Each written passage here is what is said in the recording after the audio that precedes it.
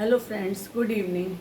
Today I am speaking about a very renowned personality of our history, activist, we can say Indian politician, activist and a writer, freedom fighter, Veer Damodar Savarkar and उनके बारे में बात करते में मैं कुछ एक कविता पढ़नी चाहूँगी जो कि आप लोग खुद ही पहचान जाएंगे कि वो किसके द्वारा लिखी गई है।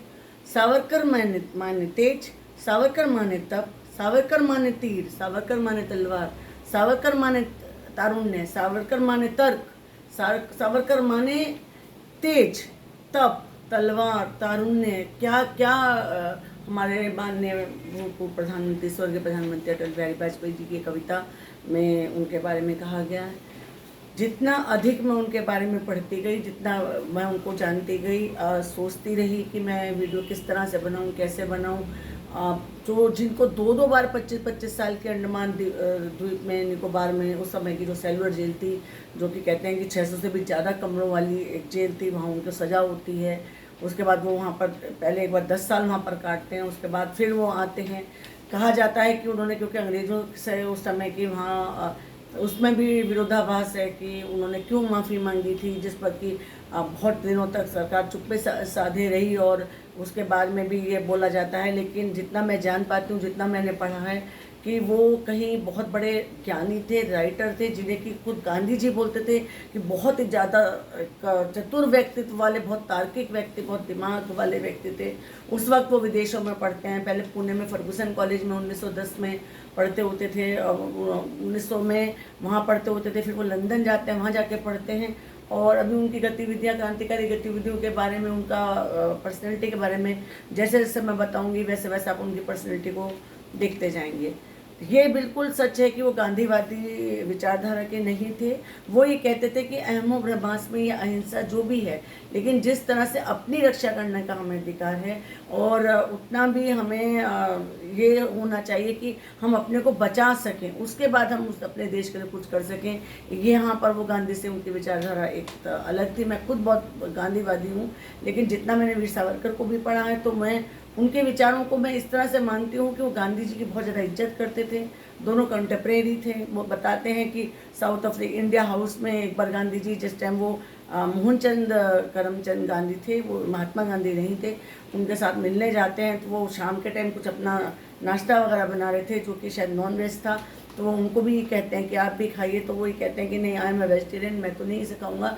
तो वो एक दो शब्दों में कहते हैं, तब आप ब्रिटिश सरकार से, ब्रिटिश साम्राज्यवाद से कैसे लड़ेंगे अगर आपके पास एनिमल प्रोटीन नहीं है। मतलब मेरा कहने का मतलब नॉन वेजिटेरियन नहीं है, मतलब उस वक्त वो चॉकलेट्स पसंद करते थे। उस वक्त वो मतलब ब्रिटिश वाले शासन में अंग्रेजी शिक्षा को प्राप्त करके ही, और बंदूक की बात वो उस वक्त क्या करते थे, उस वक्त वो संविधान में रहकर संविधान से अलग भी कोशिश करते थे। उन्होंने देश की जनता को ये कहा था कि आप जाके बाहर तोप की और इन चीज़ों की शिक्षा लें, ताकि आगे वक्त आने पर सुभाष चंद्र बोस जी को उन्होंने कहा था कि जाओ बाहर जाकर देखो और जो तैयारी कर सको कि हमें इनकी बंदूक की गोली का जवाब बंदूक से देना है।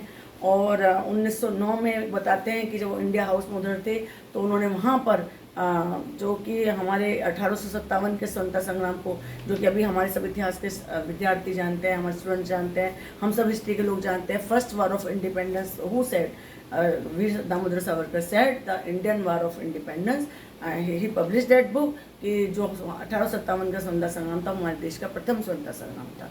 उन्होंने ये बात बताई। बताते हैं कि जो लास्ट के 2 पेज हैं, उसमें रानी झांसी का और तात्या टोप का जो वर्णन है, जो साहस का वर्णन है, उसको एक बार चर्चिल ने बताया था कि जब मेरी जो सेना है वो थोड़ा सा वीर कम महसूस करती है, तो मैं उन्हें 1857 की वो वाली जो किताब है फर्स्ट वॉर ऑफ इंडिपेंडेंस, उसके पन्ने पढ़ के सुनाता हूँ, उनमें जोश भर जाता है।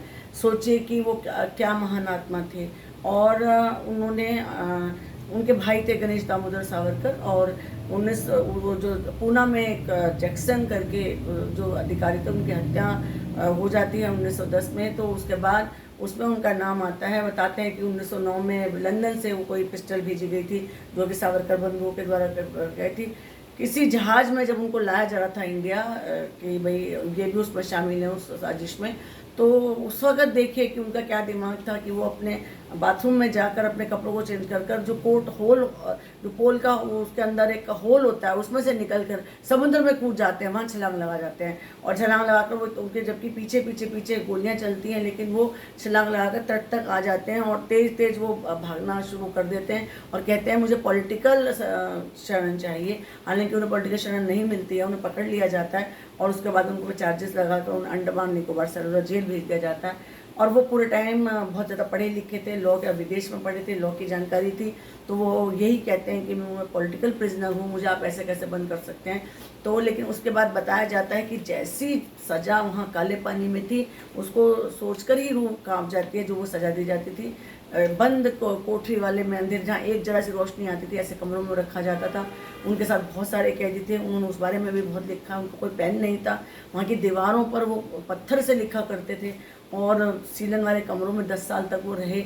लेकिन उनके अंदर एक जिजीविषा थी, पत्नी या 3 बच्चे उनके थे। तो चाहे वो अपने घर के प्रति प्रेम था, चाहे वो अपने देश के प्रति, उनको ये था कि मुझे यहाँ मरना नहीं है। तो उसे जिसे कहते हैं कि भगत सिंह के साथ तो उनकी आइडियोलॉजी कैसे डिफरेंट है, क्योंकि भगत सिंह जी ने जब पहली बम डाला था उसमें असेंबली हॉल में, तभी उन्होंने कफन पर एक कफन बांध लिया था सर पर कि चाहे मुझे फांसी हो जाए और मतलब मुझे करना है। एक जोश वाली घटना थी। लेकिन इनका बताया जाता है कि ये दिमाग से चलते थे कि मुझे यहाँ से निकलना है और मुझे कलम के थ्रू और पॉलिटिकल प्रिजनर बनकर यहाँ से निकलना है, और उसमें वो सफल भी हुए। उन्होंने उनसे माफ़ीनामा मांगा और उसके बाद बताया जाता है कि वो आ गए। एक बार ये भी कहा जाता है कि गांधी जी ने कांग्रेस में भी लाना चाहते थे, इनकी बुद्धि से बहुत ज़्यादा प्रभावित थे। हालांकि थोड़ी सी आइडियोलॉजी में दोनों में डिफरेंस था। ये कहते हैं कि अगर कोई आपको मारता है तो उसमें आपको सेल्फ डिफेंस होना चाहिए, जो बात हम आज कहते हैं, लेकिन उस वक्त ये बात थोड़ी सी नहीं मानी जाती थी। और बहुत ज़्यादा कष्ट इन्होंने झेले। इनका नाम उस तरह से स्वर्णाक्षरों में नहीं है, लेकिन अब थोड़ा सा हमारे लोग इनको जान रहे हैं, वीर सावरकर को, दामोदर सावरकर को। एक बार इनको भारत रत्न देने की भी बात हुई थी और अभी भी इनका कंट्रोवर्शियल बोले जाते हैं। लेकिन जितना मैंने इन्हें पढ़ा है, जितना मैंने इन्हें जाना है, वो मैंने ये जाना है कि बहुत ज़्यादा वीर थे, मेधावी थे, बहुत ज़्यादा सोचे थे। पहली बार 1857 के संग्राम को इन्होंने प्रथम स्वतंत्रता संग्राम किया, हमारे लिए अंडमान जेल में रहे, 25 साल की 10 साल जेल में लगातार रहे, फिर निकले, फिर रहे। उसके बाद इन्होंने हिंदुत्व करके बुक लिखी, जिसमें इन्होंने 3 तरह से बोला कि जो पुण्य भूमि है या जो कर्म भूमि है, जो पितृभूमि है, उस तरह से लोग रहें। और ये जिस तरह से इनके विचार हैं और संघ में ना होते हुए भी संघ के लोगों में इनकी बहुत ज़्यादा इज्जत है। और Savarkar developed the Indian nationalist political ideology of हिंदुज़्म। हिंदुज़्म को पहली बार वीर सावरकर ही हिंदुत्व को पहली बार जिसे कहते हैं कि डिफाइन करते हैं बहुत ज़्यादा। और इनके अकॉर्डिंग में जो ये है ना कि इंडिया जो लैंड है जिसमें जिन लोगों ने जन्म लिया, जो इनकी पुण्य भूमि है, वो लोग यहाँ पर अपना काम कर रहे हैं। और इस तरह से उन्होंने हिंदुत्व की परिभाषा दी, बहुत सारी किताबें लिखी। और उसके बाद 1857 वाली बुक तो मैंने आपको बताई है, फर्स्ट वार ऑफ इंडिपेंडेंस, अपने हिंदुत्व है। उसके बाद इन्होंने आकर भी 1966 तक ये इनका जन्म हुआ था, born on 28 May 1883 and he was died on 26 February 1966। आज़ादी के बाद भी ये जिए हैं। और इसके बाद इनका नाम कई उसमें लिया जाता है कि कर्नल वाइली की हत्या में जो मदन लाल ढींगरा के साथ ये वहाँ पे जालंधर में उनके हत्या हुई थी, वहाँ पे इन्होंने बंदूक दी थी। या जैक्सन की हत्या में इनके भाई के साथ बंदूक उधर से आई थी। या आगे चल के ये जो आगे गांधी जी के बाद भी बताया जाता है कि इनका ऊपर नाम ले लिया गया था। लेकिन वो हमारा इतिहास है, उसमें क्या है। लेकिन खुद ये जो बहुत ज़्यादा निडर व्यक्ति थे, स्वतंत्रता संग्राम सेनानी थे, बहुत इन्होंने हमारे देश के लिए इतना ज़्यादा कष्ट सहा है जितना कि उनको उतना शोहरत भी नहीं मिली है।